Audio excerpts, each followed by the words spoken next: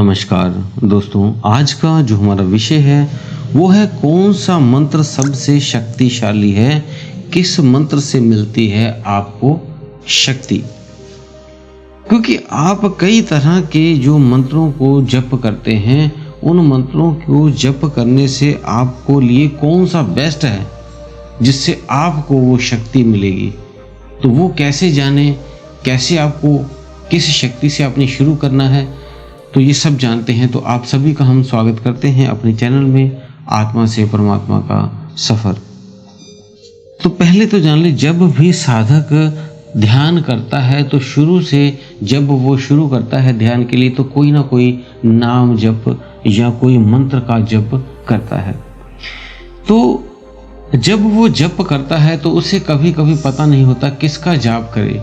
कोई हनुमान का कर रहा है तो कोई माँ काली का कर रहा है, तो कोई आदि शक्ति का माँ सरस्वती का कर रहा है, तो कोई भगवान शिव का कर रहा है। उनको पता नहीं कौन सा मंत्र करना है, कौन सा नहीं करना है, जिस वजह से कई बार वो ऐसी गलतियाँ कर देते हैं जिनसे वो पॉजिटिव ऊर्जा की बजाय नेगेटिव ऊर्जा उनका सारा जप वो एब्जॉर्ब कर लेती है और उन्हें उस जप का कोई फ़ायदा ही नहीं होता। क्योंकि जिनका ऑरा कमज़ोर होता है और वो ध्यान करते हैं तो उनका सारा जप ये प्रेत, क्योंकि अगर एक व्यक्ति के पीछे 10-10 आत्माओं को, भूत प्रेतों को छोड़ दे तो वो भी कम पड़ जाएंगी। इतनी ज़्यादा आत्माएं इधर उधर भटक रही हैं। आपके नज़दीक, आपके घर के आसपास जहाँ भी आप रहते हो, कई आत्माएं भटकती हैं। तो जब भी आप वो ध्यान में बैठते हो तो वो प्रेत योनि में जो है वो आपके शरीर में आकर, अगर आपका ऑरा कमज़ोर है तो वो आपके शरीर पे आकर वो सारा जप एब्जॉर्ब कर लेती हैं, सोख लेती हैं और आपका उस जप का आपको कोई फ़ायदा नहीं होता। इससे बचना कैसे है वो भी आपको बताएंगे। तो पहले ये जान लें कि उनको ना पता लगे कि आप जप कर रहे हैं तो आप क्या करते हैं, 2 तरह के मंत्र होते हैं। तो ज़्यादातर इन 2 मंत्रों में से ठंडा और गर्म 2 मंत्र हैं, लेकिन पहले जान ले कि 5 तरह के आपके जो नेचर है, जो प्राकृतिक बनी है, वो 5 चीज़ों से बनी है। जल, पृथ्वी, अग्नि, वायु, आकाश। और सभी देवताओं देवियों के अलग अलग ये गुण भी हैं। जैसे भगवान गणेश भूमि के, पृथ्वी के वो हैं। इसी तरह जैसे भगवान का आप देखते हो, कोई सभी के अलग अलग वो गुण हैं। माँ काली का आग से प्रदर्शित करते हैं, वो अग्नि रूप है, प्रचंड रूप है।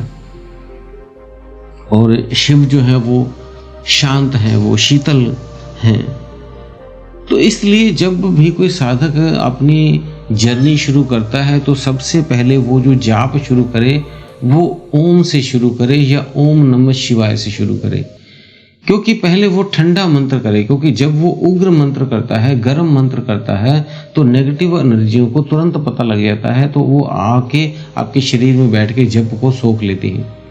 जब तक आपका ऑरा पूरा बिल्ड नहीं है तब तक आपको ये समस्या आएगी। तो ऑरा को बिल्ड करने के लिए सबसे पहले आप या तो ओम का जप करें या ओम नमः शिवाय का जप करें। ये दोनों ठंडे मंत्र हैं। तो इस जब आप ये जल तत्व के मंत्र करते हैं तो उन ऊर्जाओं को नहीं पता लगता, और इनमें धीरे धीरे थोड़ा थोड़ा जो है अग्नि तत्व भी होता है, लेकिन धीरे धीरे तब तक आपका ऑरा बिल्ड हो जाता है। और फिर उसके बाद आप चाहे उग्र मंत्र कर लें, मीन्स आप जो है अग्नि तत्व वाले जो माँ आदि शक्ति है, माँ काली है, इनके आप बाद में आप जप कर सकते हैं। इससे पहले आप ध्यान रहे, आपने किसी भी देवी शक्ति का मंत्र शुरू में नहीं जप करना है। आप राम राम का जप कर लें, आप ओम नमः शिवाय का जप कर लें, आप गणेश जी का जप कर लें। तो ये इनके बीज मंत्रों का आप किसी का भी आप जप कर सकते हैं और कोई ना करें। और जो आपने माता आदि शक्ति के कोई भी आप मंत्र करना चाहते हैं तो उसके बाद करें, कम से कम 90 दिन बाद। उससे पहले पहले आपने इस तरह के बाकी मंत्र नहीं करने हैं, क्योंकि ये, और अगर इसका समस्या का समाधान भी आपको बता देते हैं। पहले जैसे आपको बता दिया 5 तत्वों के 5 देवी देवता अलग अलग हैं।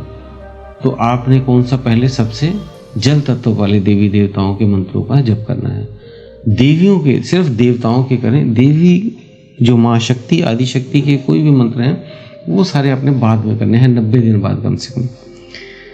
तो उससे ऑरा बिल्ड होने के बाद में नेगेटिव ऊर्जा आपके शरीर में नहीं आ पाएगी।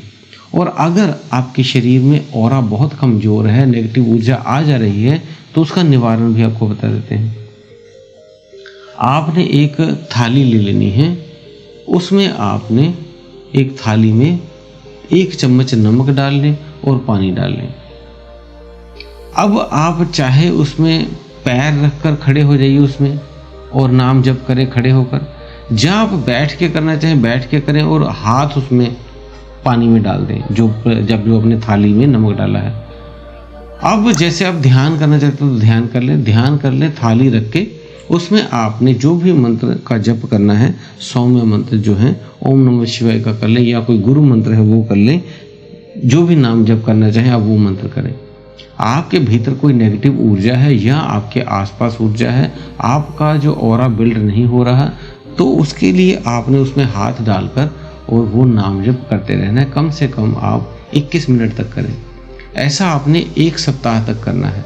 आपकी नकारात्मक ऊर्जा उसमें प्रवेश ले लेगी पानी में। तो वो नकारात्मक ऊर्जा जो पानी में प्रवेश ले जा रही है, आपने महसूस भी करना है आपकी जो ब्लैक ऊर्जा है उसमें जा रही है। उस पानी को आपने जो भी आपकी जो नाली है, वॉश बेसिन है, जहाँ पे आप पानी फेंकते हैं, उसमें बहाकर आप दोबारा फ्लश कर दें, पानी डाल दें, आगे बह जाए पानी वो। इस तरह से वो ऊर्जा, नेगेटिव ऊर्जा उसमें धीरे धीरे कुछ दिनों में आपकी चली जाएगी। तो किसी को इस तरह की नकारात्मक ऊर्जा उसके शरीर पे है तो ये उपाय वो साथ में कर सकता है। तो ये मेडिटेशन करते करते हाथ उस पानी में रखने हैं 21 मिनट तक। तो दोस्तों इस तरह से आपको, जैसे कोई व्यक्ति कह देता है कि मैंने शिव का मंत्र नहीं करना, मैं हनुमान जी को मानता हूँ, तो धीरे धीरे जब आपने ऑरा बिल्ड कर लिया उसके बाद आप हनुमान जी का मंत्र कर लें। उसके बाद जहाँ आप आदि शक्ति का कोई मंत्र करना चाहते हैं उसके बाद आप कर सकते हैं। तो 90 दिन बाद आप कर सकते हैं कोई भी मंत्र। उससे पहले आपने किसी देव का मंत्र या गुरु मंत्र ही करना है या नाम जप कर लेना है। लेकिन ध्यान रहे, जो कोई मंत्र करें बीज मंत्र ही ज़्यादातर करें। कोई भी जो फीमेल एनर्जी का मंत्र है, देवी का मंत्र है, वो आपने 90 दिन बाद ही करें, ऑरा बिल्ड होने के बाद।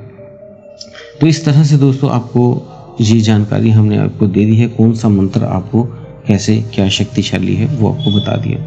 फिर भी आपका कोई प्रश्न हो तो आप हमें कमेंट कर सकते हो, और वीडियो को ज़्यादा से ज़्यादा लाइक करें और शेयर कर दिया करें।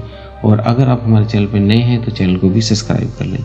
इसी के साथ हम विदा लेते हैं। धन्यवाद।